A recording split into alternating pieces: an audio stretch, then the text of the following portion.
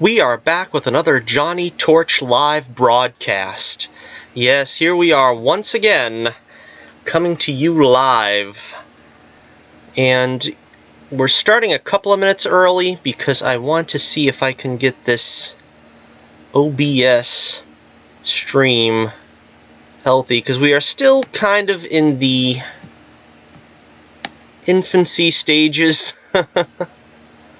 of the broadcast. Yeah, see, that bottom is supposed to be scrolling. I'm not sure why it's not. I don't know if I can monkey around with this. Let me see. I am gonna try and see if I can get something going. Nope, that's not what it is. Here we are.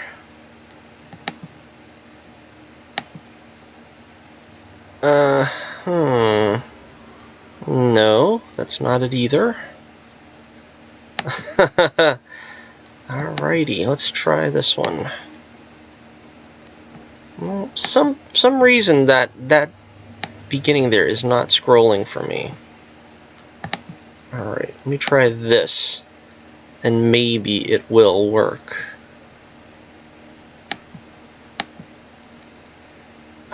Let's see.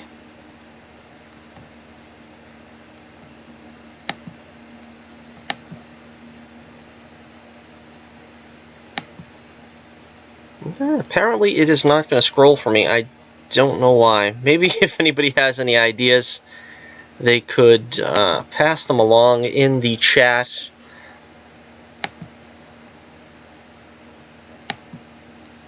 And see if that has any effect. Nope.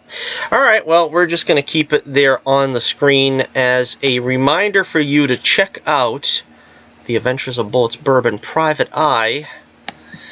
Actually, I think I made it worse. Let me let me see. This is why you don't do this kind of stuff. There it is. Okay. Yep. See, that's what happens when you don't know what you're doing. Okay. I think we're going to make this go a little faster. See, this is why we start a few minutes early.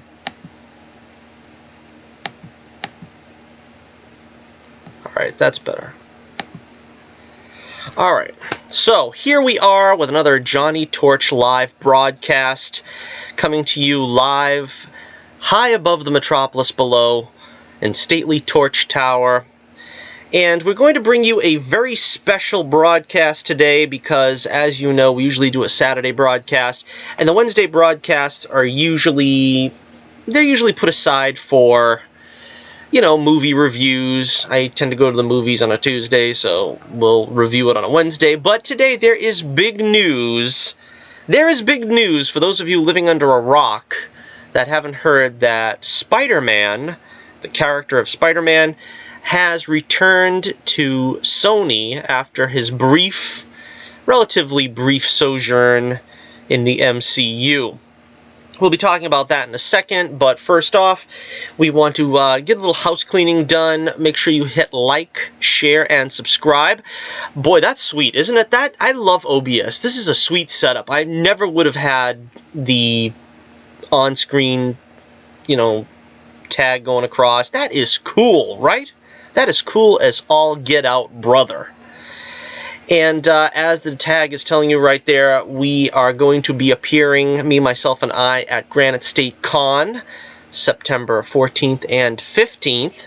So be sure to check us out there, where we will be giving out some free swag with the purchase of The Adventures of Bullets, Bourbon, Private Eye. And we're going to be debuting the graphic novel When the Night Comes, as you see the cover depicted there on screen. And we're just going to have a whole lot of fun. I am looking forward to this one. I missed doing some conventions this season, and I'm really looking forward to getting back on the scene and meeting you fine folks, pressing the flesh as it were, with all my fine and lovely fans out there. So be sure to check it out. September 14th and 15th at the Granite State Con. And as I've said before, it's one of my favorite cons. It's a great show, and you'll really enjoy it. Be sure you hit like, share, and subscribe. And we are trying to hit 100 subscribers by the end of the year. And we got a couple of new subs lately, and I am thankful to you, one and all. As I said, leave me a comment, and I'll try to plug your YouTube page or project or whatever. Hit the link in the description below to check out The Adventures of Bullets Bourbon Comics. I still have the option for you to buy an autographed copy on the site.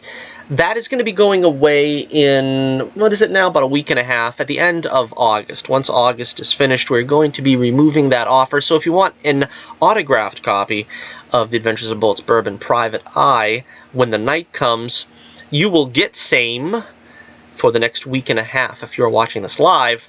It is, of course, August 21st. As of today's recording. Also, check out the link in the description below for my Twitter page, where you will find the Poll of the Week question, which, unsurprisingly, is going to deal with this bit of business we're talking about today. And the link is in the description below for my Twitter page. I've got it retweeted up high at the top of my profile page here. And the question of the week is, okay, so here it is.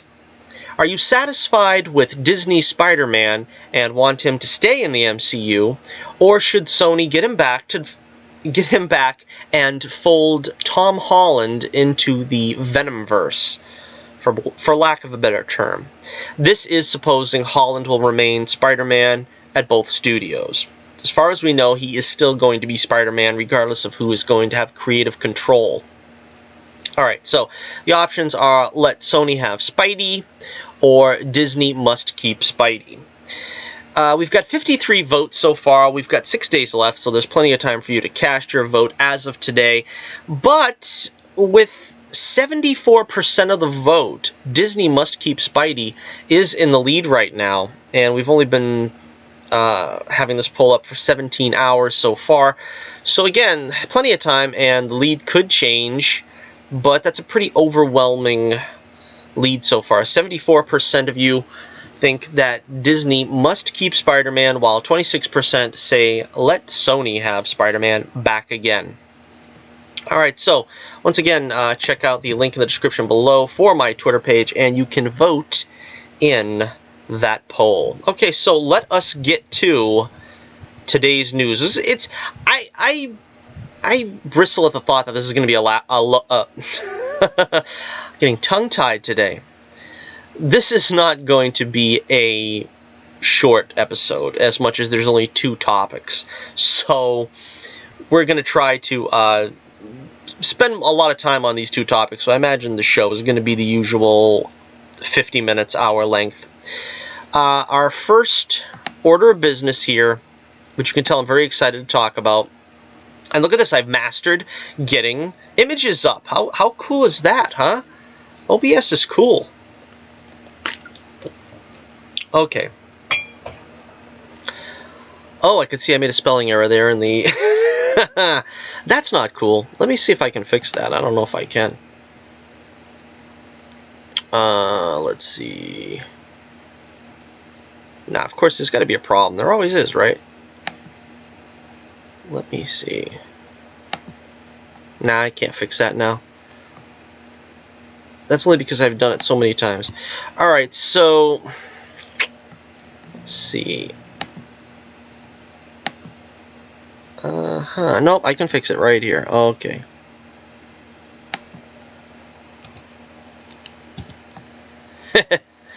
Okay. Alrighty, so... here we go. Alright, we're going to talk about, if I had the editing tools, I'm sure I would clip this video down to the bare essentials, but I am doing on-the-job training here. I'm doing on-the-job learning, I guess I should say. The chat room is open, of course, if you have any questions or any advice on how I can get the stream looking as fair and hearty and hale as possible.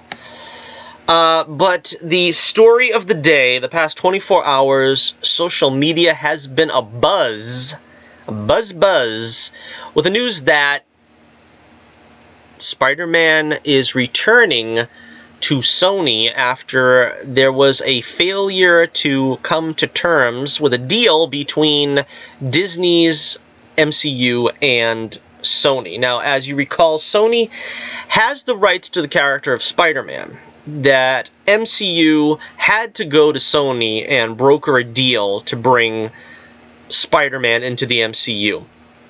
Now, we're going to do a little bit of history here, so I know those of you are familiar with what happened, but let's set the table before we get into the conversation. Sony was very successful with Spider-Man under Sam Raimi, in the tutelage of Sam Raimi. Then came Spider-Man 3, was very financially successful. A lot of people forget after the sort of backlash it got for the shoehorning of Venom, and they made Sam Raimi put Venom into the film as the secondary villain, even though Sam didn't like Venom, and he wanted Vulture, and he had to have the script rewritten to facilitate Avi Arad's demand that Venom would be the secondary villain. So after that, the relationship with Raimi and Sony was strained. There was supposed to be a Spider-Man 4 under the helm of Raimi, where he would get to have Vulture as the villain with supposedly the Vultress, which was a very strange concept, I thought, but I don't know. That might have changed in the script hashing out section. You know, maybe they would have made it the Black Cat, which it probably should have been. But they couldn't come to terms any further, Raimi and Sony, because they were too demanding on the time frame in which he would have to get the movie out. Supposedly, Raimi didn't want to commit to getting it out within 2 years because he wanted to work further on the script. And so they showed Raimi the door, leaving many of us disappointed who love the original trilogy. Enter Mark Webb and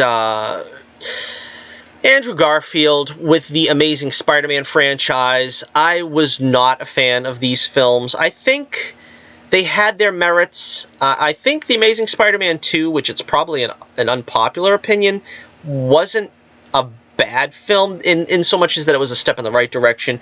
I generally hated Garfield's portrayal of Peter Parker. His Spider-Man was only passable, and quite honestly, it was far too angsty and dark and brooding, coming off the heels of I think, was The Dark Knight out at the time? Or maybe it was just Batman Begins, but they kind of tried to do it as a dark, and Spider-Man is not a dark character. They wanted to make a dark take of it. Also kind of trying to appeal to the Twilight crowd with the romance being front and center with Emma Stone's Gwen Stacy, which was a highlight of those films. Didn't like it. There was a backlash that it was too dark, and they scrambled to fix up the tone with Spider-Man 2, The Amazing Spider-Man 2, which, as I said, I think was an improvement, but it was just, it was tonally all over the place. I mean, the Harry Osborn was okay, but the Green Goblin was terrible. They shoehorned the Green Goblin in even worse than they did with Venom and Spider-Man 3. Some of it was just very poor. Jamie Foxx wasn't bad as Electro, although, again, the way they approached the character was kind of lacking. So this led to disappointment from fans once again, and Sony, having struck out 2, arguably 3 times with fans, we're at a loss as to how to proceed. So a deal was made. They could have just kept carrying on with Garfield and the Amazing franchise, which would have kept them their rights, because they have to make a movie, I believe it's every 2 or 3 years with Spider-Man in order to keep the rights. So they brokered a deal with the MCU because they obviously couldn't get anything off the ground. And In doing so, Kevin Feige, who was head of the MCU and still is, was more than happy to facilitate them and come to terms with an agreement to bring the character of Spider-Man into the MCU. Now, this was heralded as Spider-Man returning home. Homecoming, anyone? But in reality, it was always a lend-lease. You know, Spider-Man was being rented, which immediately evokes Mr. Dickovich. Give me rent, you know? And they were basically leasing their character, Sony's character, into the MCU. This was heralded with much excitement because I was a big fan of bringing Spider-Man into the MCU. Like I said, it was proven that Sony didn't know what to do with him, and they were striking out left and right. So in swoops, you know, Kevin Feige on a white horse to save the day, and they cast, I think they said that Sony was the one that was pushing for Tom Holland, but they cast Tom Holland as their new Spider-Man, and I thought he was immediately a great improvement over Andrew Garfield. Again, this is not to take anything away from Andrew Garfield as an actor. I just didn't think he approached the character the way I would have. I think Tom Holland was much more in line for what I expect of particularly a young Spider-Man, a young Peter Parker. So that was cool. But then the results, the fruits of the labor. Well, let's not jump too far ahead. We got Civil War, which was the introduction of Spider-Man, and the first change was there was a hot Aunt May, which I wasn't very happy with, I wasn't comfortable with, but for the most part, and of course, it began the long line of trying to duck Uncle Ben in the MCU and saying with great power. For some reason, these are things that I think, in my opinion anyway, that Marvel or Disney equated with Sony, and they wanted to sort of break away from that and not evoke memories of the Sony Spider-Man. So they stood away from Uncle Ben like the plague. They didn't mention with great power anymore. So again, very disappointing. But for the most part, that Civil War Spider-Man was the best we've seen Spider-Man in quite a long time. Quite a long time. Unfortunately, then came Homecoming, and this was the beginning of my problems with what they were doing with the character. His supporting cast was largely unrecognizable. He was given a sidekick in Ned Leeds. Ned Leeds, of course, is a character from the comics originally, who was the rival for his girlfriend at the time, Betty Brant. And Betty Brant was brought into the MCU, but looked very much like Gwen Stacy. Ned, of course, was sort of modeled on Genki, I think, which is a character from the Ultimate Spider-Man, who was a friend of Miles Morales, which, again, I don't know a lot about that character. I've never been into Ultimate Spider-Man, so I don't know a whole lot about that, but still, they gave Peter Parker a sidekick, and that was something that I felt was completely uncalled for. So far we have 2 strikes, or 3. Yeah, I would say 3 strikes. We got Hot Aunt May, we've got the keeping away from Uncle Ben, and we've got the unrecognizable supporting cast that they sort of, brought together just on a whim. Of course, there was the Flash Thompson, who was now sort of a cyber nerd and was not the jock of the past. Tony Stark was brought in to sort of be the Uncle Ben character, sort of shepherd in Spider-Man into his role as a great hero in the MCU, as a member of the Avengers. Again, not a fan. I felt that they relied way too much on Tony Stark in Spider-Man's origin, so to speak, and not Uncle Ben. That was really sad, in my opinion, as a long-time Spider-Man fan. Also, one of the big problems also is the tech that Tony Stark brought to the character of Spider-Man. Now, in the comics, of course, Spider-Man has used the Iron Man armor. This is not something that couldn't have been done. But even in his most simple costume, we have AI tech and these voices that help Spider-Man out to do whatever he has to do, and it pretty much was a crutch for Spider-Man that the character shouldn't have had. It's very sad because Spider-Man by nature is a very loner of a character, and having him basically have all kinds of tech at his disposal, all kinds of resources, all kinds of, as in Far From Home, he's basically globe-trotting. I don't mind so much that because it was an extinction level event having him be in Infinity War. I think that was a good move, but basically he's not a street level hero very much in the MCU, which is another strike against him. Also, of course, then the final straw being that the race changed Mary Jane, which of course in this case was MJ, because she's not exactly Mary Jane. But again, they cast Zendaya as Michelle Jones, which of course was the default MJ for the MCU. Meaning, of course, as we've gone over several times, that Hollywood has something against gingers, and we couldn't have a redheaded MJ, which of course sparked off a controversy in and of itself, with a lot of gingers and comic purists like myself demanding that MJ be cast looking like she does in the comics, while others who are, quite frankly, race baiters were calling these same people racists for suggesting that, a white redhead girl would play Mary Jane. Alright, so take that to where we are now. Spider-Man Far From Home was released this year. 2 Spider-Man appearances this year, both in Endgame and Far From Home. And Far From Home has made over $1 billion, making it Sony Pictures' highest grossing film of all time.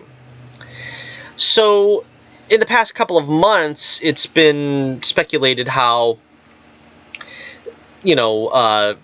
Disney is going to approach the renegotiation period that they're in now, where we've done, I don't know, I would say 3 Avengers movies, although Civil War is designated as a Captain America movie, and 2 Spider-Man films, with supposedly a final Spider-Man film on the way to close out that trilogy, which was left on a cliffhanger after Far From Home.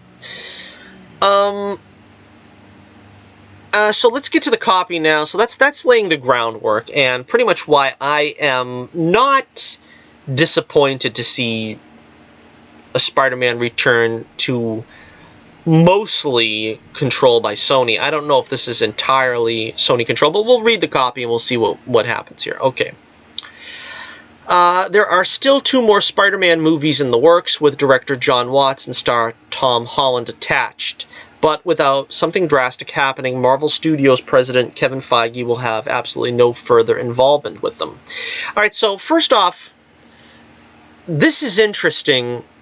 I don't know that it's a done deal that John Watts is going to direct these films. Should he?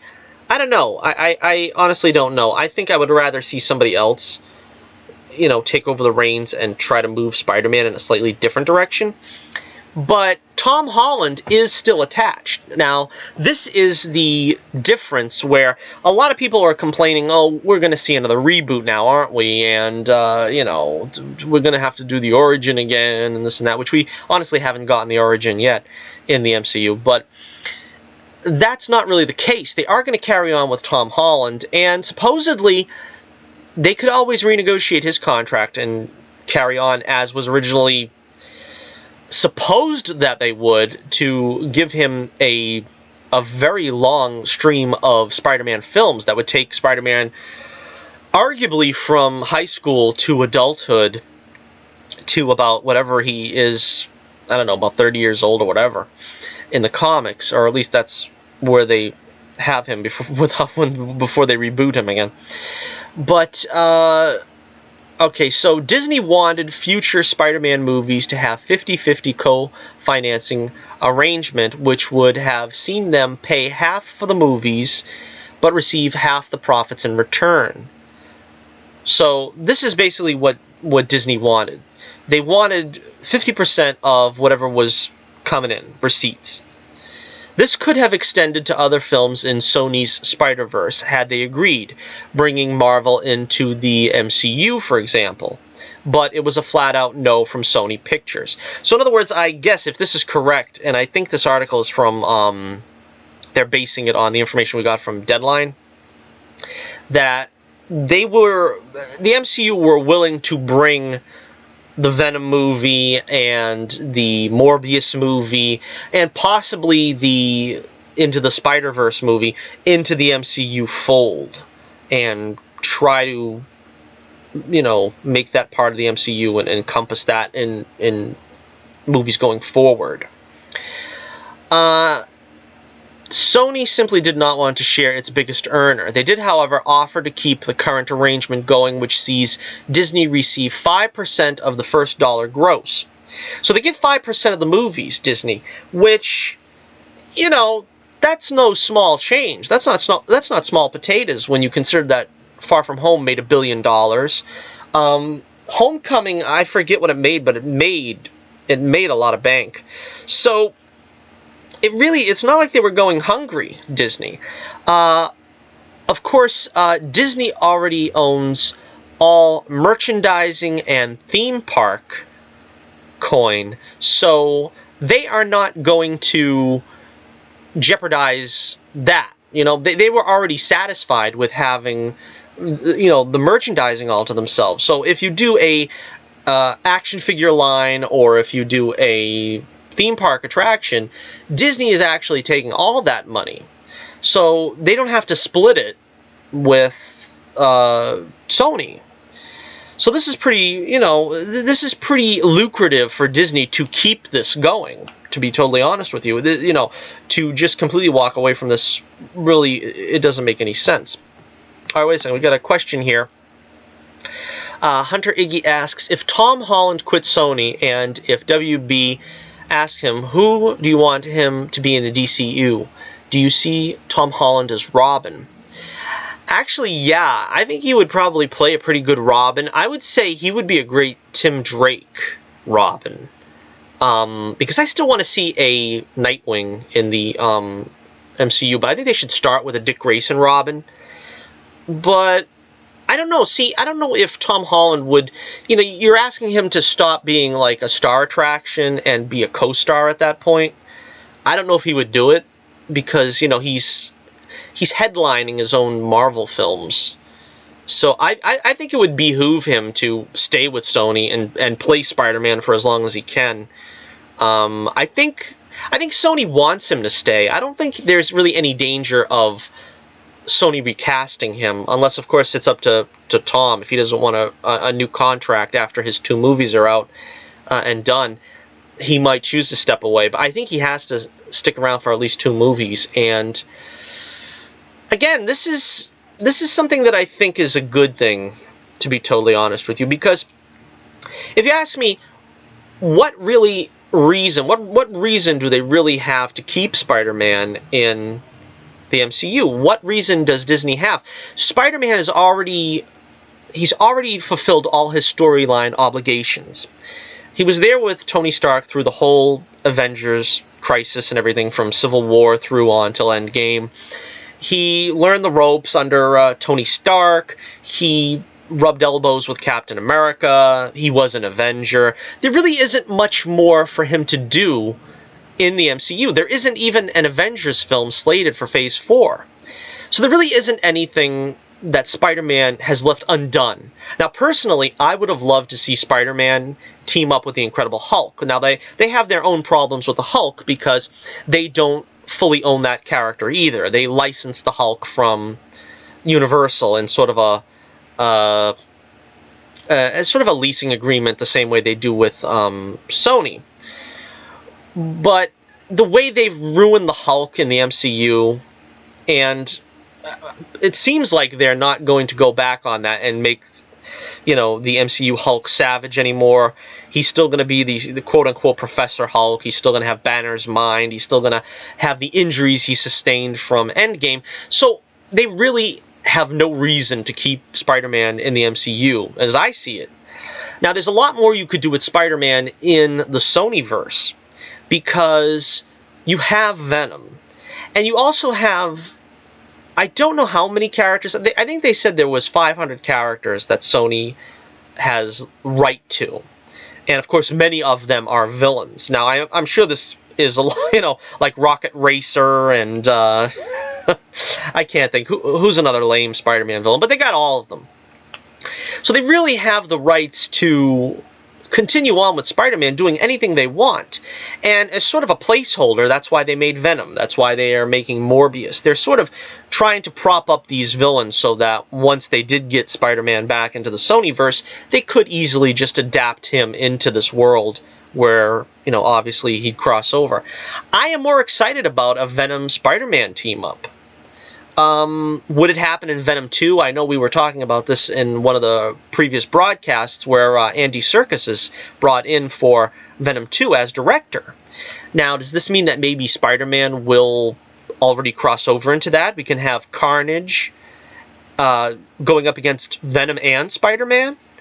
Would that be something we would see right off the bat? Or will that be maybe sort of saved for maybe, technically it would be Spider-Man 4. I guess it would be the movie after their next Spider-Man movie, because I'm guessing they're going to have to tie up loose ends from Far From Home.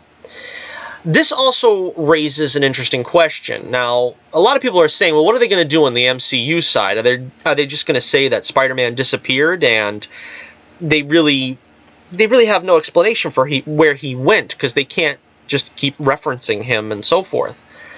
But, the interesting question for me is, what is Spider-Man going to do now over in Sony? When are they going to be able to take the entire supporting cast with them?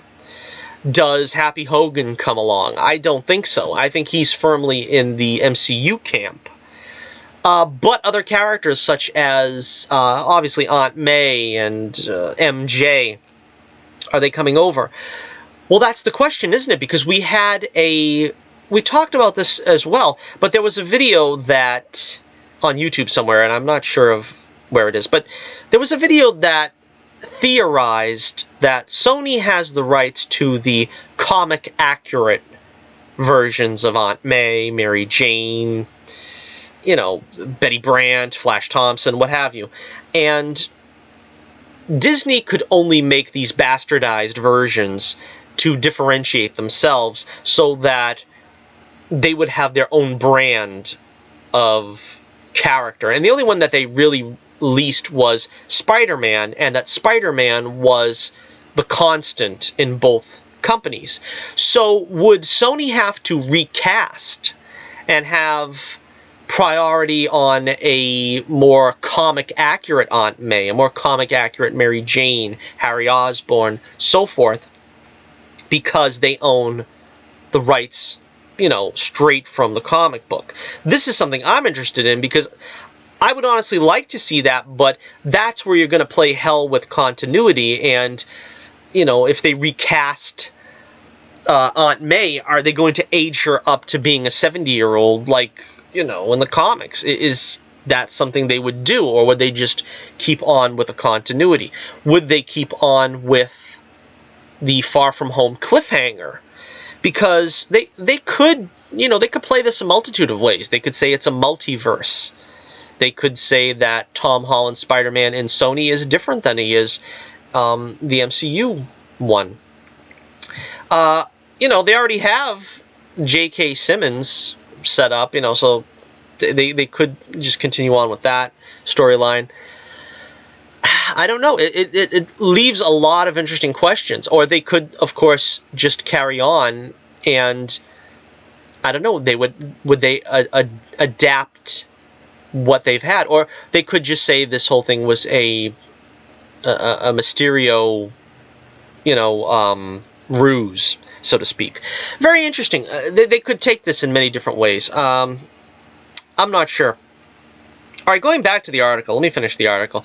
Disney said no to Sony wanting to keep the arrangement the same, where Disney received 5% of first dollar gross and also retained all the merchandising and theme park money.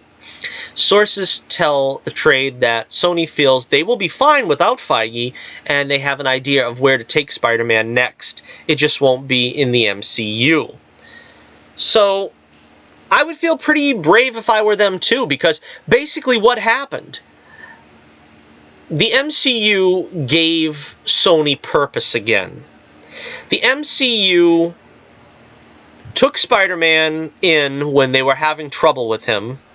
Spider-Man was the Fredo of the MCU. Honestly, Spider-Man was Fredo when they took him in from The Amazing Spider-Man 2. They retooled him, conditioned him, gave him purpose, made him popular again, gave us a better actor in Tom Holland, and now Sony obviously is saying, yeah, all right, you've given us a quality product, now we can do something with it. We've already got built-in fans of Tom Holland, if nothing else, that liked him as Spider-Man. We're not going to recast him, and we'll bring him in, and we've got all the villains, and they also did a very, gutsy thing in that they did their own Venom movie, and they proved that that was a moneymaker. Everybody came to see Venom, and Venom was actually realized very comic book accurate. Of course, it didn't have the tie to Spider-Man in his origins, which was, disappointing from a purist standpoint, but it was Eddie Brock. It was pretty much straight off the page from Todd McFarlane, the look of Venom. They did the whole, eating brains, and the whole gimmick, the whole 9 yards. They went for it. And I really could see them going forward if they stay in that vein and do some, comic accurate cool stuff with Venom, with Carnage, with Spider-Man. You have a pretty cool playground now to play in with Spider-Man. There's no reason to think they'll follow him up. There's no reason to think they're going to chase the trend of Twilight with the romance. They're not going to chase the darkening things up with, Batmanizing the character. This really could be something cool. And like I said, the restrictions are off now. We can talk about Uncle Ben again. We can, hopefully recast Mary Jane. We can, we can focus on Spider-Man as a city-level hero. He's not going off into space anymore. These are all pluses. These are all good things, I think. So I think this is for the best. Before we wrap it up here for this segment, let's take a look at what Sony said. Sony issued a statement on Twitter last night saying, much of today's news about Spider-Man has mischaracterized recent discussions about Kevin Feige's involvement in the franchise. Now, this is important because, remember, this sort of leaked, and a lot of people are saying, well, this wasn't a done deal. This wasn't a done deal. This could change. This is just a negotiation tactic, and they're kind of floating this out there to get on better ground. But Sony is basically confirming that Kevin Feige is out. Now, I'm not sure if, hopefully they don't go back to Avi Arad and the past brain trust at Sony, but the implication was that Kevin Feige not only, of course, is shepherding the MCU, but he was having his hands on, he was hands on stuff that was going on in Sony with Venom, with Into the Spider-Verse and stuff like that. That was the suggestion. So they're trying to clarify that. Okay, much of today's news about Spider-Man has mischaracterized recent discussions about Kevin Feige's involvement in the franchise, said a Sony spokesperson. We are disappointed but respect Disney's decision not to have him continue as a lead producer of our next live-action Spider-Man film.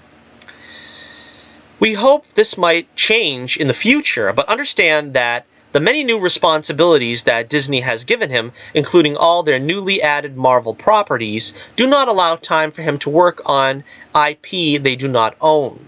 Kevin is terrific, and we are grateful for his help and guidance and appreciate the path he has helped put us on, which we will continue. So, that's pretty much it. In summary, they're thankful. They don't feel they need Kevin Feige anymore. We all knew this was going to happen because once they took Fredo in and they basically made him the Dawn Spider-Man, now they're taking him back and they're going to try to keep him on the path that Marvel put him on. I think that was pretty much their plan all along. They're cagey, you know, they're looking out for number one, and you really can't blame them, Sony. A lot of people are thinking Disney's the bad guy in this situation. A lot of people are thinking Sony is the bad guy in this situation. Basically, Sony doesn't need Disney, and Disney can do without Spider-Man. As it says in this line right here, we hope that might change in the future. So I think it is very possible that they're going to bring Spider-Man back into the MCU fold at some point. I think right now what they want to focus on, Feige and the MCU, Feige wants to focus on Fantastic Four and X-Men, and Sony, they're not going to lose money on a character that they have the legal rights to. They're not going to split 50-50. And as it says here, let's see, basically Kevin Feige has other characters to ruin. He's already ruined Spider-Man at the MCU. So let him focus on Phase 4, where he's going to ruin Thor. He's going to ruin, whatever else that's out there. I don't know. What else can he possibly ruin? But you could see the die is cast. Now, he's already ruined Spider-Man. I'll go so far as to say he's already ruined Spider-Man in the MCU. There is nothing further that Sony can do to it that is going to be any worse than what Feige did in, I would say, everything post-Civil War. Well, no, I won't say that. I think Infinity War was also good. So let's just say the two solo films. I mean, he only cameoed in Endgame, but basically, the two solo Spider-Man films, I think, were differing levels of bad. I don't see how Sony could make it any worse. So if he's going back over to Sony and they're going to put him in a Venom movie, hey, I think that's a plus. Feige's already got other things on his plate. He's going to ruin Thor. He's going to ruin the MCU with making Captain Marvel a huge presence going forward. I think it's best that Spider-Man abandon the sinking ship that is the MCU.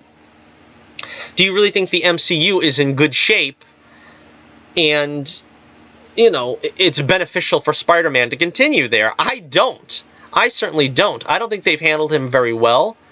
I think Tom Holland is a good actor, and I think that they will make good use of his talents over in Sony and probably make some darn good movies, particularly if they, like I said, they're attached to Tom Hardy's Venom. Because you've already got a great actor in Tom Hardy as Venom, as Eddie Brock. Imagine that crossover. Imagine what they could do with the other villains they have. Particularly if they want to continue on with the idea of a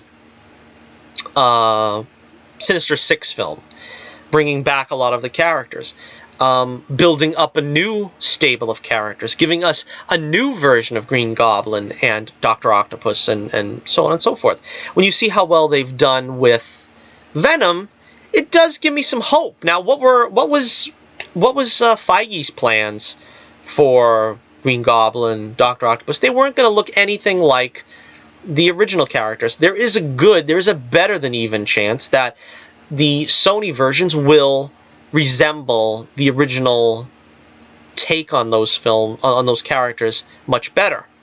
So again, to me, this is a good thing. This is, no more Iron Man Jr., no more unrecognizable supporting cast. Let's do a soft reboot. Let's, if we must keep Aunt May, young Aunt May, keep young Aunt May, age her up a little bit. We'll keep the actress, whatever her name is, I can't remember right now.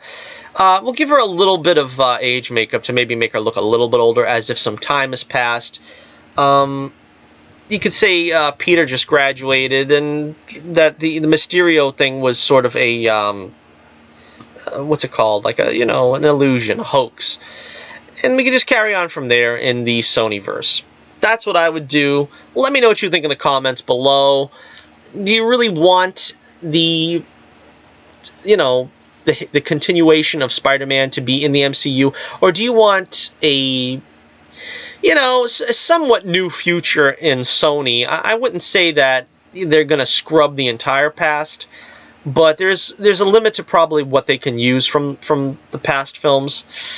So I don't know. I think it's a good thing, and that's pretty much that's pretty much my take on it. So if anybody wants to, make sure you comment below and let me know. Okay, we've got one more story here.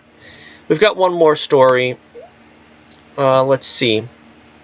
Some news came out a couple of days ago that was pretty exciting. Hey! Pretty exciting for those of us who are fans of Masters of the Universe. Apparently, there is going to be a direct sequel to the Masters of the Universe cartoon of Filmation. Now, this is kind of confusing the way it's worded, because it's called a anime. Now, I'm not sure exactly what that means. I don't have the image there. I probably could have picked that instead, but I would have rather seen this image here, because I thought this was pretty funny. Alright, so a new Masters of the Universe sequel with Kevin Smith in place as showrunner is coming to Netflix. Now, first of all, that's the first red flag. Well, I don't know, you could say the second red flag, because Kevin Smith, I don't know. Is that a red flag? Because I don't know what Kevin Smith knows about Masters of the Universe. Now, I know he's a big comic book guy. I know he's a big Star Wars guy. You put him in charge of, like, a Star Wars TV show, I'd say, You put him in charge of, like, a comic book show, you know, a show, like, you know, put him in charge of, I don't know, he wrote Green Arrow. I mean, we just got through with Arrow, so I don't know if that would be the show they would give him, but let him showrun a comic book show. Yeah, all right. But Masters of the Universe, I guess because, you know, he's a Gen Xer like me, that, you know, that kind of is something that's up his alley. But, you know, here to now, I have not known him to be a Masters of the Universe fan, so, you know, take that for what you will. But the red flag I was really talking about is Netflix. Now, honestly, what do we have on Netflix? We had Voltron, which to me was an utter disappointment. I watched it for like a season and a half, and I was utterly disappointed. You know, race changing Princess Allura to some kind of weird brown elf. They made Pidge, I don't know if they made her a full-out trans, or if, I don't know, I left the show way before, but there was some kind of gender bending with Pidge. And the whole thing just reeked of disaster, and I abandoned it after like a season and a half. I mean, you know, there wasn't enough pluses to outweigh the minuses. So already Netflix doesn't know how to handle these classic 80s properties. Then we have She-Ra, which is a directly tied to He-Man spinoff. And look what they've done with that. We did a video about that. That was one of my biggest live streams. That one blew up. I got 100 views on that. And when you consider that I'm lucky to get like 15 to 20 views on a really, really popular video, I got 100 views on the She-Ra video, because it's such a disaster. She-Ra went from looking like a voluptuous, you know, 22-year-old to a 14-year-old boy. It was a very strange decision they took it in, and a very strange direction they took it in, and it's a very strange decision that they had to revive that franchise in that way. They race changed Bo and a lot of other crazy things that you can expect with SJW showrunners. Now again, Kevin Smith, he's not an SJW that I know of. I mean, that's, you know, part and parcel to his makeup. I mean, when you see most of the stuff he gets into, I don't know that's I don't know that's social justice. It's usually just in bad taste. But let's see. All right, let me read the copy. But suffice to say, that's the significant red flag. I don't feel very trustworthy with the showrunners of Netflix. They're a very SJW network, or whatever you want to call them, service. I don't see them doing justice to He-Man. Alright, let's see. The animated series titled Masters of the Universe Revelation will directly follow on from the original 80s series, and will see He-Man and Skeletor face off in a quote-unquote final battle for the fate of Eternia. Alright, so this is what I said. This is what's interesting. It's called an anime. I can't find that here in this copy, but I seen in the image it's called an anime. So are they not going to use the traditional Filmation animation, but it's called a direct sequel to the original 80s show? So you have to have that 80s, artwork. That is a must-have. Now, if they're going to make this an anime, I'm already visualizing She-Ra and Voltron, and I don't want to see that. I honestly don't want to see that. So, again, it's another red flag right there. I'm not sure.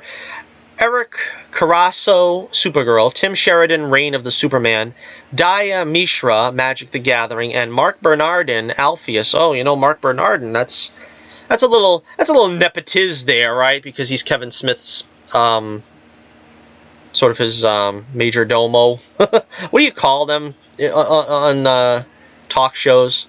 The Ed McMahon role. Anyway, they'll be writing the show.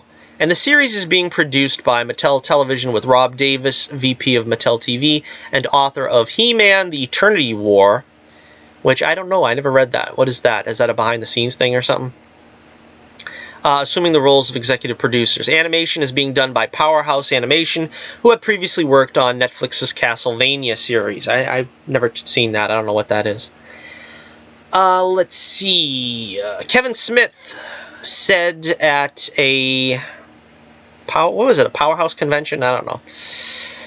I can't find that there in the copy either, but he was quoted as saying, "I'm eternally grateful." Ha ha ha, you see what he did there? Ha ha ha ha ha, ha ha. To Mattel TV and Netflix for entrusting me with not only the secrets of Grayskull, but also their entire universe. In Revelation, we pick up right where the classic era left off to tell an epic tale of what may be the final battle between He-Man and Skeletor. Brought to life with the most metal character designs Powerhouse Animation can contain in the frame, this is the Masters of the Universe story you always wanted to see as a kid. So again, I don't know. I mean, if this is going to feel like a direct sequel, I don't know that I want them to look metal, the character designs. You can make them, you can tweak the designs a little bit because you want to see, obviously this is kind of like, time passed, and, they're not going to look exactly the same. They're not going to dress exactly the same, maybe, but I don't know. I mean, I don't want a really wild retake on the characters. They got to look the same. They got to look pretty much the same. Let's see, the new series for Netflix is described as a wholly original story set in the epic world of Mattel's over 35-year-old global He-Man toy franchise. So it's an original story. They're not going to, I guess, tap into some of these other, fanfic type things or whatever. All right, now you might be wondering why we got Teela up on the screen here. We're going to get to that in a second, but Kevin Smith also took to Twitter with his playful tweet saying, "By the power of Grayskull, I have to shower. No, I mean I have the flower. Maya, one more time, I have the power. Thank you, Mattel and Netflix, for letting my play in your universe. I promise this will not be a stinkor." Ha ha ha, ha ha ha ha, ha ha. I know what that means. Stinkor. Maybe we'll see him. That's cool. So, again, yeah, I mean, my dream He-Man project would be led by Paul Dini, really, to be totally honest with you. If I had to pick a showrunner for a He-Man project. If you've ever seen, I don't know if you've ever seen, but if you haven't got the He-Man DVD set, the classic show, it was like the top 12 episodes or something, and they put them on DVD. There is a documentary there, or I don't know, it's like It's like a interviews with certain, you know, perfunctories or whatever of the He-Man show. And believe it or not, Paul Dini originally wrote a lot of those episodes. Well, I think he left in the second season, but he wrote a handful of those episodes, and they were usually the best episodes. And he was restricted at the time because, you know, standards and practices wouldn't let you do a kids show where you had, you know, too much violence. And he would always be pushing for, let's take the guys with the swords off in the side and show some pretty cool action. And instead it was always stuff like, you know, Orko adopts a baby dragon, you know, those kind of storylines. And because that's kind of in the 80s, which you wrote for 6-year-olds, you know what I mean? Nowadays it's not quite as I think we're getting back to that kind of date though. But you know, and I would like to see Paul Dini unfettered and let him, you know, because he was the one that came up with a lot of those stories, I think, with Teela being the daughter of the sorceress, I think. J. Michael Straczynski, I think, he was the one that did the story of the sorceress's background. So there's a lot of cool writers that really, you know, could do something with this that I would like to see, but I don't see their names in the credits. That's all I'm saying. That's all I'm saying. But again, I want to hold out hope for the show. All right, here is the synopsis for the show, and this is what gives me pause.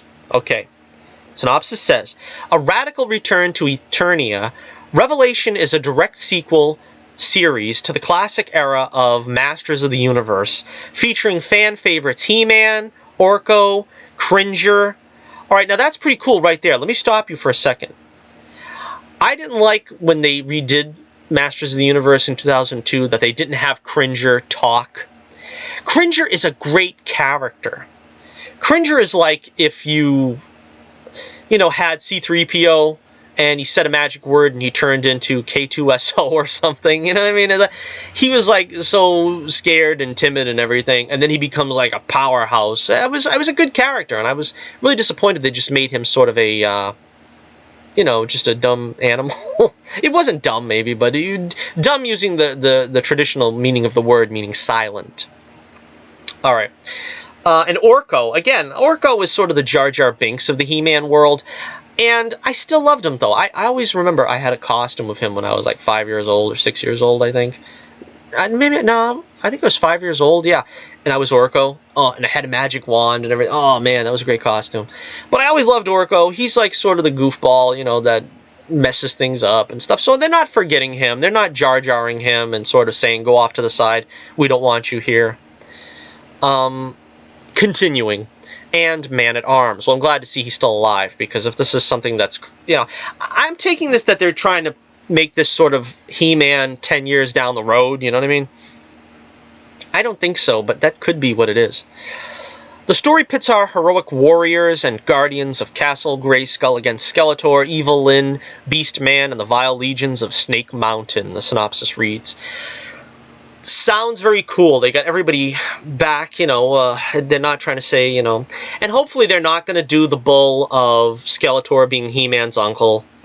I didn't like that at all in the 2002 version. I don't like that. There's no need to, you know, make a family connection to the hero and the villain. It's not necessary. That's something they did also with Krypton, with General Zod and Superman, and I really didn't like that either. I hate that idea. But it sounds really exciting. Now, here's the problem now. This is the problem piece. But after a ferocious final battle forever fractures Eternia. Now, ferocious final battle, does that mean like the story is going to start with He-Man and Skeletor having this big battle, and they're both defeated, and they're both, I don't know, like powerless or something? That's what I took from that. And the next sentence doesn't make it feel any better. The next sentence, of course, is, it's up to Teela to solve the mystery of the missing Sword of Power in a race against time to prevent the end of the universe. Her journey will uncover the secrets of Grayskull at last. This is the epic He-Man and the Masters of the Universe saga fans have waited 35 years to see. All right, so right off the bat there now, they're mentioning Teela in the storyline far above He-Man. He-Man is not mentioned in the storyline. The storyline is there's a battle, Teela has to find the Sword of Power, and she'll uncover the secrets of Grayskull. This does not sound like the He-Man adventure I was waiting for my whole life.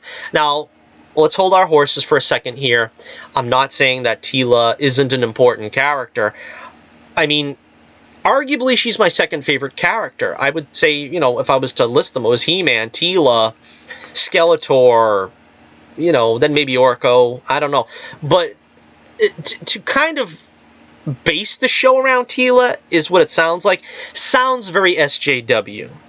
It sounds very SJW to me. It doesn't sound like the sequel series that I've always hoped for.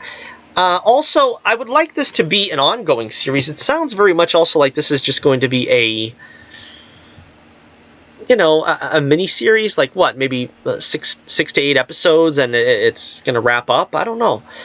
Of course, like I said, there is a lot of story to tell with Teela. She's one of the most important characters. She's the daughter of the sorceress. She never found out she was the daughter of the sorceress in the original series. I don't think she ever really knew that she was being, you know, primed to be the next sorceress whenever her mother steps down.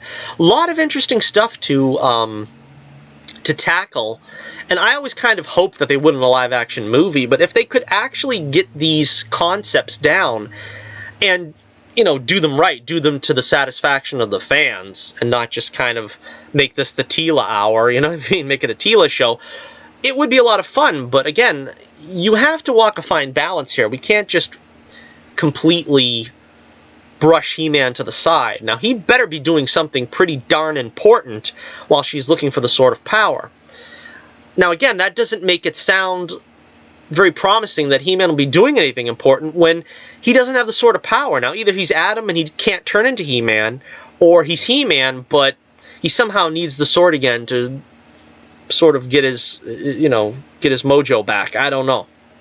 Again, this is kind of, I don't know, kind of a mixed bag of emotions I'm feeling about this here. I don't know exactly. You know, there's also other questions such as, is this going to, you know, there's a lot of things. In the original opening of He-Man, that great, great opening, only 3 others share my secret. That was Man-at-Arms, Orko, and the Sorceress. Now, are they going to let Teela in on that secret? They can't do that off-screen. That is something that we have to see. Because, you know, they kind of suggested there was, you know, kind of feelings between Teela and He-Man, and then Prince Adam was sort of like his Clark Kent, and he kind of, you know, kind of was interested in Teela as Adam. It was a very, very cool retro secret identity crisis, which we don't see anymore nowadays, unfortunately. But, yeah, it's like, I'm fearing that the show is not going to be long enough to really touch on all the things that I want to know. I don't want them to just jump into this sort of as 10 years later, and this is all that's happened now, and, you know, we don't know any of these things. You got to show them to us. You can't just, you know, show, don't tell. That's kind of my motto on these things. Again, I think that, you know, I really want to believe that this is going to be good. I really want to be excited about this because they're going back to the source. This is where it all started. And if they use the designs, oh man, I'd love to see these designs in action. Filmation made the most beautiful women characters. Nothing like the She-Ra show of today. I'd love to see what happened to She-Ra. What happened to Hordak? They never got a chance to touch on the snake people. They did that a little bit in the 2002 version, but they never got a chance to do that. Tell us these stories. Don't make this just like 8 episodes and you're out. You know, build on that classic 80s series and give us something cool, you know, without just sort of like, you know, throwing us, you know, exposition. All right, this is what happened 10 years ago. This is where all the characters are now. I'm worried about that. I don't want to hear She-Ra went off and did something and we're never going to see her again now. Or, you know, like I said, oh, He-Man told Teela his secret identity, you know, 5 years ago, you know, and they have 2 kids. You know what I mean? I don't want to hear any of that stuff. Just pick up where the last show left off. You could say it was a couple of years away from that, but it's animation. You don't have to say it's been too long. And give us the full experience, you know? Kevin Smith, if you're watching this right now, please give us the full experience. That's all I ask for. And yeah, and I'm hoping. I'm hopeful, you know. I want to be excited about this, I really do. But from the synopsis, I don't know. I mean, it sounds very much like they're giving Teela all the support, and that's kind of like the building blocks of an SJW disaster. So I don't know. I don't know what to think. Let me know what you think in the comments below. Yep, we've run a little bit over an hour here at this point, but yeah, we started a little bit early there, a little bit shaky, trying to get everything on schedule and on the beam. Thank you once again for joining me here on the Johnny Torch Live broadcast. Our usual show is Saturday, so depending on how much news we've got, I know D23 is coming up, so we probably have some stuff to talk about. But because I did a broadcast here at Torch News Roundup in the middle of the week, I don't know how much stuff we're going to have to talk about on Saturday, but be sure to check in on that once we do. And yeah, that's about it. Make sure you hit like, share, and subscribe. Thank you for being here. I want to thank Hunter Iggy as well for his question. If you have any questions or comments, leave them in the chat or in the comments below. Be sure you check out The Adventures of Bullets Bourbon Private Eye. The link is in the description below for our stunning and stellar comic book series. Please check it out. I'm sure you'll enjoy it. And also check out the Twitter poll that we have up about Spider-Man. And you'll find that link in the description as well. Until next we meet, this is Johnny Torch, reminding you once again, keep that flame burning brightly, and I'll be with you again real soon.